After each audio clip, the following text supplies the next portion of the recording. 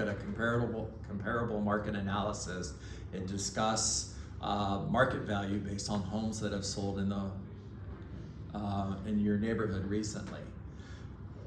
I don't like any of that.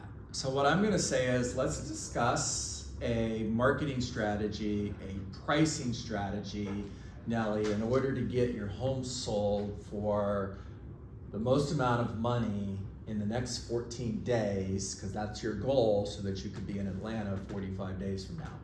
Fair enough? Fair enough. Okay. Now, the price I'm hearing from you is you want $500,000 for your home. Yes. You need $500,000 for your home, correct? Yes. Yeah, and that was important to you because it gives you the money you need in order to pay off your mortgage and buy a new home in Atlanta, correct? Correct. Yeah, I get it. And I shared with you that the price I'm seeing is somewhere between $480 and $500. Now, if I were to list your home for $500,000 today, and you can scoot your chair out if you want to see this a little better. If I were to list your home for $500,000 today, would you hire me? Yes. Awesome. Now, here's what concerns me. Sorry guys, I'm trying to get this just right so everybody can see this. Here's what concerns me. Here's what concerns me is a lead-in statement to have a harm's way conversation. Because we're more motivated by avoiding pain than we are by going towards pleasure. You guys get that? So here's what concerns me. If this line represents money, in this days on market, we have 0 days, 30 days, 90 days, 120 days, and 180 days on the market. And what typically happens when I list somebody's home at, you guys should have caught me on that, I put the same price up there twice. I list somebody's home at $550 because that's the price you want, that's the price you need, and the market is saying $490 to $500. We're $50,000 over that.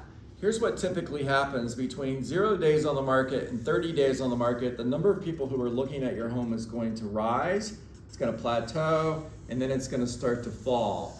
Until somewhere about 180 days out on the market, your neighbor doesn't even know your home is for sale anymore. Now, what typically happens in this scenario is a seller will come to me somewhere around 90 days and they'll say, John, you know what? You were right. It's not sold. Let's lower the price to $500,000. The challenge with that is we missed the best time to get your home sold. Here's where all the people are that are looking at your home. Now we're at the right price, but the people are gone. Somebody comes into your house, 120 days on the market, and they love your home. And guys, I draw on a legal pad just like this, sitting at the kitchen table having a conversation. They come in at 120 days and they love your home. Now, the first question they ask is, how long has it been on the market? Their agent says 120 days. The next question is, what's wrong with it? The agent says, absolutely nothing. Now, if you're that buyer, what's your first thought? Lower the price. Opportunity. I can get a deal. Negotiation. Now, Nellie, is your negotiating position as a seller stronger at 30 days or is it stronger at 120 days? 30 days. 30 days. Who has the advantage at 120 days? The buyer. The buyer does. Now, what happens in this situation is the buyer comes in with an offer of $470 and you're more motivated now. Maybe even desperate. And then what typically happens is the seller, super unhappy, maybe even angry at me, they sell their home for $470,000, 120 days on the market. They lost $30,000 trying to make an extra $50,000. Right. Now, in addition to that, You've got holding cost. Roughly $4,000 a month you shared with me for mortgage, taxes, insurance, interest, HOA fees. $4,000 a month times 4 months is $16,000. You paid $16,000 not to sell your home. And you lost a total of $46,000 trying to make an extra $550. How do you feel about that? Awful. What should we do? Just get your advice. You're the one, so let me know. Listed at 500? Yes. You ready to get started? Yes. Let's do it. I All like right. Does that make sense? Yes. We're saying their expectation based on what Okay. can happen.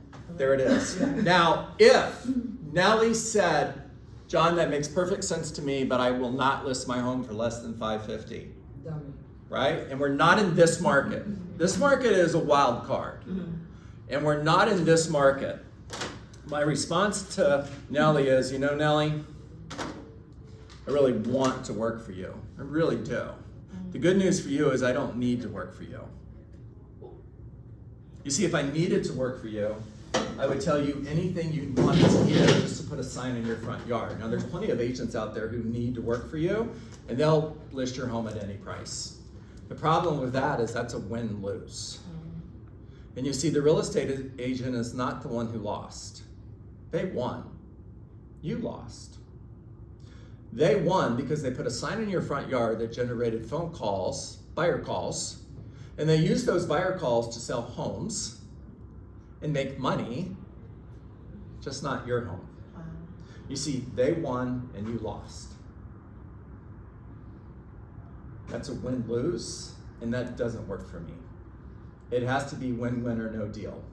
So if it's $550 or you're not gonna sell your home, you're not gonna list with me, then that's a goal that I can't meet. It's an expectation I can't exceed. I would rather turn the opportunity down today than let you down 6 months from now.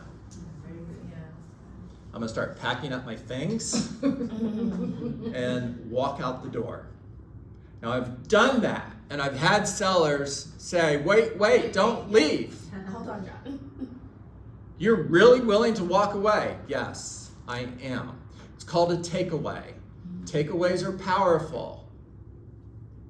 Now I've also had sellers that say, sure, go. And I don't care. I'm completely unattached to the outcome. My mindset as a real estate agent was, I'm gonna list 10 homes every single month, whether you hire me or not. If you don't hire me, I'm not the one who loses here. You do. I like that.